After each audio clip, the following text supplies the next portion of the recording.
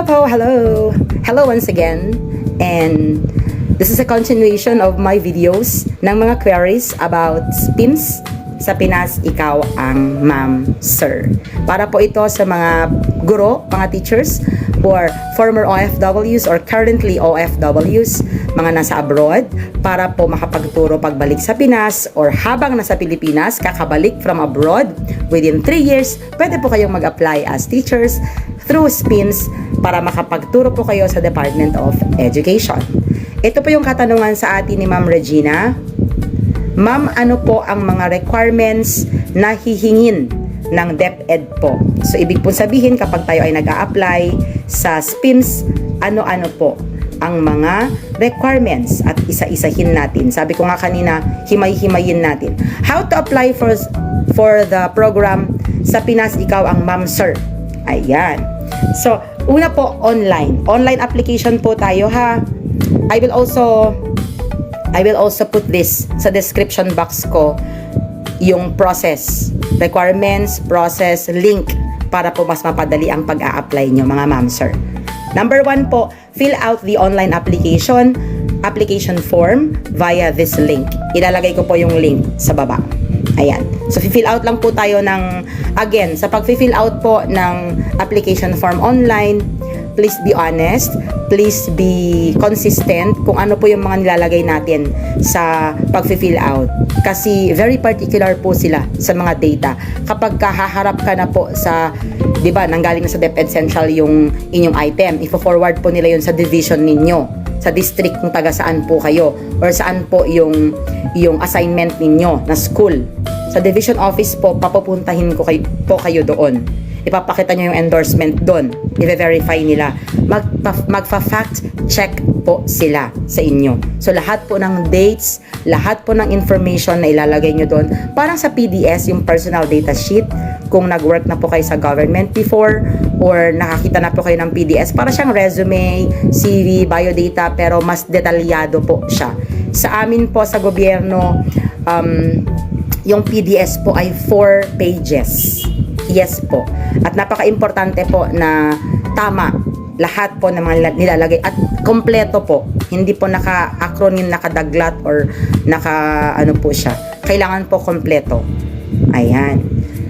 And meron po tayong mga attachments to prove na yung mga nakalagay po doon ng mga info, especially yung mga background natin sa employment and all that, mga certifications and all, ay syempre legit. Kailangan. So, number 2, pag fill out ng form online, the SPIMS team will send a response with the requirements. Ayan na po. Nandun po sa email. Tapos, ilalagay ko na lang din sa description. Kasi I have to check my email din. Nasa akin din po kasi yan. May email din sa akin ng DepEd Central, SPIMS team, before kung ano yung mga requirements. Then, so initially po, mag-fill out muna ng form. Yan po muna ha, mag-fill out muna. We'll go through this step by step. Wag po natin ano yung bulk sa head natin na, ang dami pala, grabe, ang busisi, ang tagal, ganito, ganyan. Hindi po. Everything naman has to be taken step by step. One step at a time. Yan nga. So, number 3, you will submit the requirements via email. Yes po, since online lang application, attachments lang po sa email. And when we attach po sa email, please scan po properly, PDF format po ang mga isasubmit natin na scan copies. At pag in-scan po natin yung mga documents natin, we make sure na hawak po natin ang mga originals. Kasi po, pag harap po natin sa division office, hihingin po nila yung mga originals sa atin. Hindi natin ipapasa, ipapakita lang po natin. Ayan. And then, once accepted at na-screen na nila yung mga in-scan copies natin, na in-email natin, they will ask for your school assignment. Choose your preferred school where you wish to teach. Yun po ay depende doon sa email nila sa inyo na sila mismo yung nagbigay ng recommendations. Katulad sa akin, 3 schools po yung recommendations. Kasi based on my qualifications and my documents, kung taga saan ako, ganun, hindi po ako ang namili. Doon sa email ko, hindi po ako nag-request na gusto ko po sa school na ito. Hindi po. Sila po ang magbibigay based on your qualifications based on your documents. Kung taga saan kayo, makikita naman ng DepEd Central kung anong mga schools ang malapit po sa inyo. Ayan. Then si DepEd Central, magbibigay po sa inyo ng email, magsasend ng email. In my case, nag-mention po siya ng 3 schools. And then, I had to think. You are given certain period of time to think about it and mag-reply ka po sa kanila. May deadline po yun. Sasabihin po nila, okay, you choose from this school sa akin. Kasi sa iba po nakilala ko, isang school. Wala pong choice. Ang tanong lang sa'yo is confirm. Please confirm that you want to be deployed or you want to be deployed in this school. Yun lang po. Yes or no ang sagot. Pag nag-no ka, that's your chance. Wala ka ng second chance. Yun lang yun. So take it or leave it. By my case, God is so good. Nagbigay sila ng 3 options. Ayan. So I had to think. Inikot-ikot pa namin ni husband. Oh, ito pala yung school na to. Ay, ito pala yung school na to. But at the back of my mind, I already have that school in my mind kasi doon po ako nag-practicum ng college. At kilala kasi yung school, it's a big school, 'di ba? Sa mega school. So, ba't naman hindi ko gugustuhin magturo doon? Now, once accepted, they will ask you, okay, kung saan ka magtuturo. They will provide you the notice of school assignment or the NOSCA. Yun po. Yun po yung dadalhin mo.